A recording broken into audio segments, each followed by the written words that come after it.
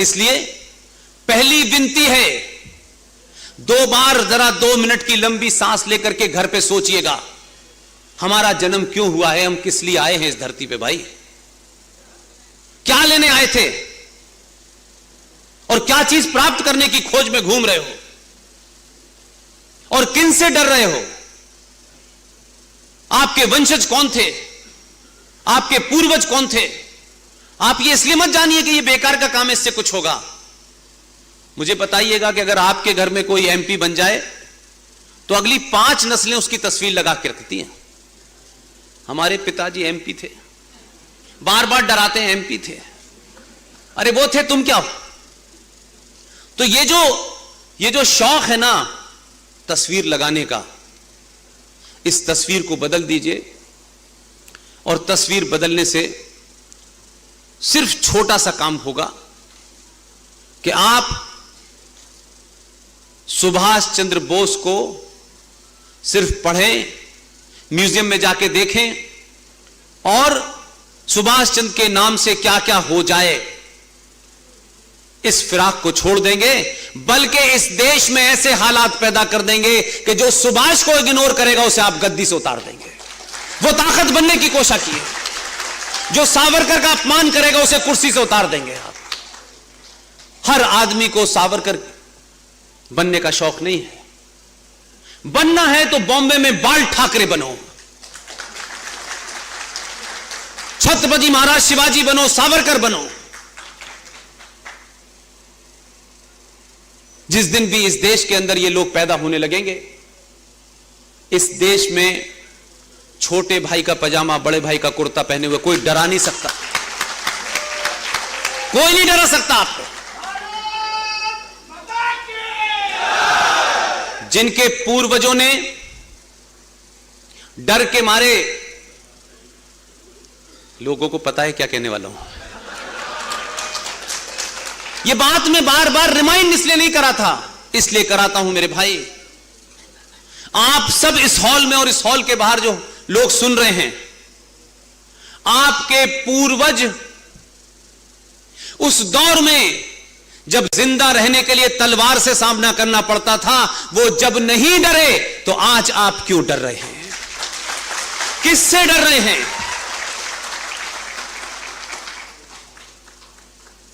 महिलाओं से मेरी एक ही दरखास्त है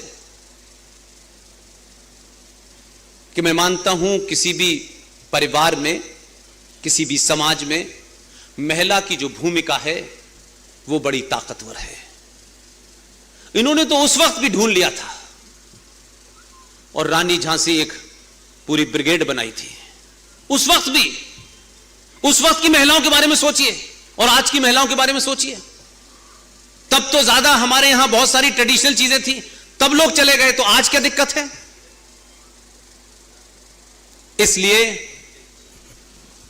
महिलाओं से मेरा इतना ही कहना है कि खूबसूरती की परिभाषा तैमूर की अम्मी नहीं होता है,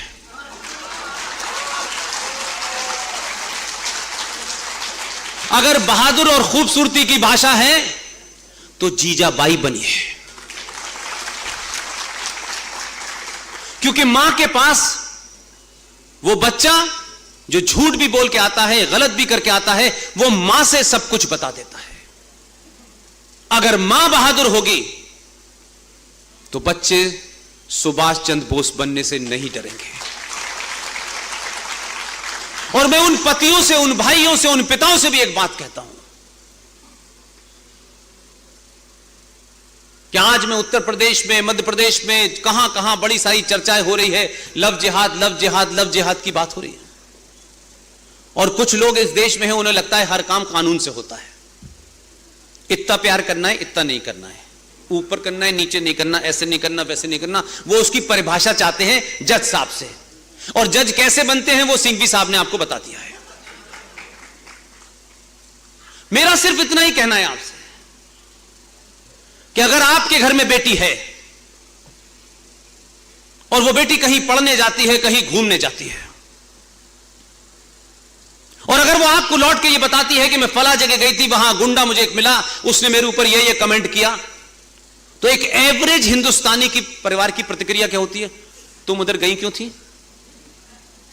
कल से उस रास्ते से नहीं जाना है। 6 महीने बाद उस रास्ते पे भी कोई मिल गया तो उससे भाई कहता है तुम घर में बैठ के नहीं पढ़ सकती।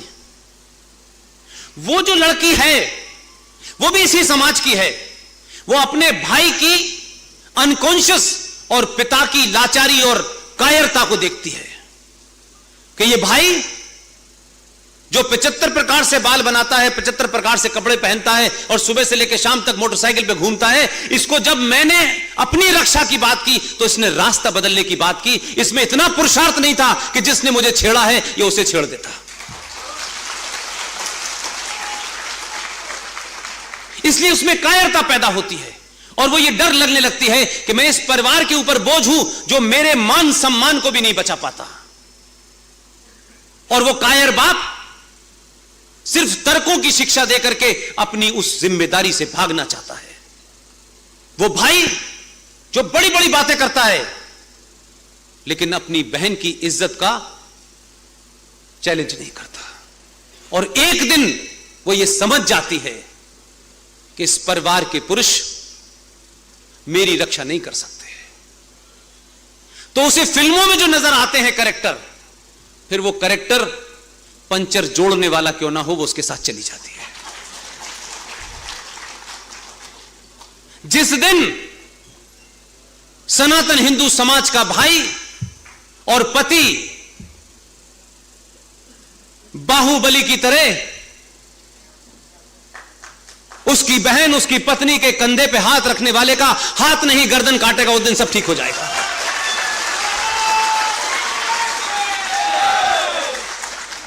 उस देव सेना के, उसके महिला की शान को, आन बान को जो भी भंग करने की कोशिश करेगा उसे वो समाप्त करने की क्षमता जिस दिन हिंदू पुरुषों में आ जाएगी, कोई आपकी बेटी के पास फटक नहीं पाएगा, कोई नहीं फटक पाएगा। ये कानून से नहीं रोकने वाला है, कानून वानून नहीं रोकने वाला। इसलिए मैं आपको एक फिल्म बताता हूं। एक फिल्म आई थी, उसमें एक रेखा नाम की महिला थी और एक कोई विनोद मेहरा नाम के, और फिल्म का नाम था घर। मैं इसलिए कह रहा हूं कि आज की जनरेशन शायद इन्हीं नैरेटिव से समझ पाती हो। अच्छा खासा घर था, बड़े मिडिल क्लास के लोग थे, शादी ब्याह करके रह रहे थे, जाते थे आते थे। एक दिन वो अपनी पत्नी को कहीं ले गया घुमाने के लिए, 4 गुंडों ने उसकी पत्नी के साथ रेप किया। ये उस फिल्म की कहानी को देख करके आप सोचिए कि कितनी पुरानी फिल्म होगी, मैंने देखी नहीं, लेकिन मुझे देखनी पड़ी जब ये रेफरेंस मुझे मिला। जिस पत्नी के साथ 4-5 गुंडों ने रेप किया, वो पति अपनी पत्नी को घर ले आता है और धीरे धीरे उसका साइकोलॉजिकल ट्रीटमेंट होता है, तमाम ट्रीटमेंट चलते हैं। कुल मिलाकर के उस फिल्म का एंड ये दिखाया गया कि इसका पति अपनी पत्नी के बुरे वक्त में इसके साथ खड़ा रहा। भाई कहीं और खड़ा होना था क्या उसे? ये उसके पुरुषार्थ का पैमाना था कि देखिए साहब वो अपनी पत्नी के साथ खड़ा रहा। लिहाजा हमें इस फिल्म का इतना ही मैसेज था कि आपकी शान, जो परिवार की औरत होती है, जो परिवार की बेटी होती है, हमारे समाज में वही शान होती है। इसलिए उसको चारों तरफ से सिक्योर रखा जाता है कि कोई उसको छूने ना पाए। इसलिए आप सावरकर, छत्रपति शिवाजी से होते हुए नेताजी सुभाष चंद्र बोस को आज आप याद कर रहे हैं। मेरी सरकार से एक ही मांग है, और यह मांग इसलिए है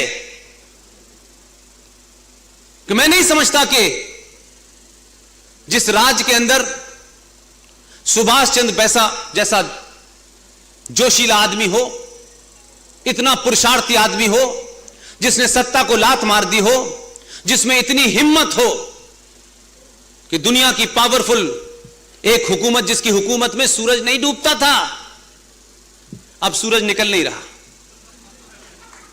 उसकी सत्ता को ठुकरा दिया हो और उसने देश की आजादी की घोषणा 21 अक्टूबर 1943 में की हो। उसने झंडा भी बनाया, बैंक भी बनाया, करेंसी भी बनाई, सब कुछ बना दिया, और दुनिया के 9 देशों ने उसको मान्यता दी, जिसमें सबसे पावरफुल देश यूएसएसआर ने भी उसको मान्यता दी। लोगों को डर लग गया कि अरे ये क्या हो सकता है। इसलिए उनकी उनको गायब करने में आपके भारतीय समाज के बड़े बड़े नेता अंग्रेजों के साथ मिलकर उन्होंने एक कुकर्म किया। मेरी कटक के लोगों से और आपके माध्यम से मेरी एक मांग है, मुझे लगता है आप मेरी बात के साथ सहमत होंगे। मैं बात इसलिए मानता हूं कि हमारा समाज सिंबल को देखता है, उसको लगता है अरे विशाल काय हाथी उसके सामने नमन, बड़ा पेड़ उसके सामने नमन, सूरज उसके सामने नमन। वो ये मानता है अगर इस समाज को यही अच्छा लगता है तो अगर गुजरात में 2 गुजरातियों के सत्ता में आने के बाद एक स्टैच्यू ऑफ यूनिटी की सबसे बड़ी मूर्ति अगर दुनिया की है तो वो गुजरात में लग सकती है। स्टैच्यू ऑफ लिबर्टी अगर गुजरात में लग सकती है, जिस देश ने इस देश को यूनाइट किया, तो मेरी आपकी सरकार से, यहां के लोगों से, हर उस जवान आदमी, ये इसलिए मत कहिए कि साहब ये तो वेस्टेज ऑफ मनी है। राष्ट्रों के बड़े बड़े पुरोधाओं को खड़ा करने के लिए अगर एक आध बार पैसा वेस्ट भी हो जाए तो कोई बुरी बात नहीं है। हम हजारों काम ऐसे करते हैं दिखावे के जिसमें पैसा बहुत खर्च होता है, लेकिन उसका आउटपुट वो नहीं होता जो हम समझते हैं। इसलिए 1 रुपए किलो चावल दे करके आप सत्ता में रहें, मुझे कोई दुख नहीं है, उनका आपका मामला है, आप जीते सत्ता में 10 बार रहें। लेकिन मैं आपके माध्यम से एक ही बात कहना चाहता हूं कि कटक जहां सुभाष चंद्र बोस जैसा बहादुर पैदा हुआ हो, अगर सरदार पटेल इस देश की यूनिटी का कारण थे